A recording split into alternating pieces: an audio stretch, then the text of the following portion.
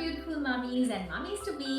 අද මම හිතුවා ඕගොල්ලන්ගේ බබාට හරියටම ගැලපෙන ඩයපර් සයිස් එක හොයාගන්නේ කොහොමද කියලා පොඩි tips and tricks ටිකක් ඕගොල්ලොත් එක්ක share කරන්න.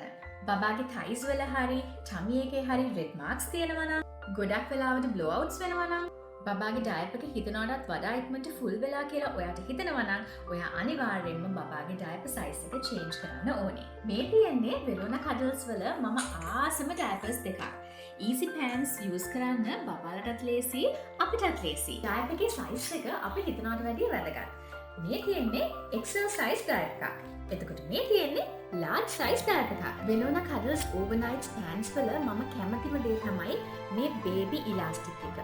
මේක බබාට හරිම පහසු ඉලාස්ටික් එකක්. anti-leak leg cuffs නිසා leakages වෙන්නෙත් නැහැ.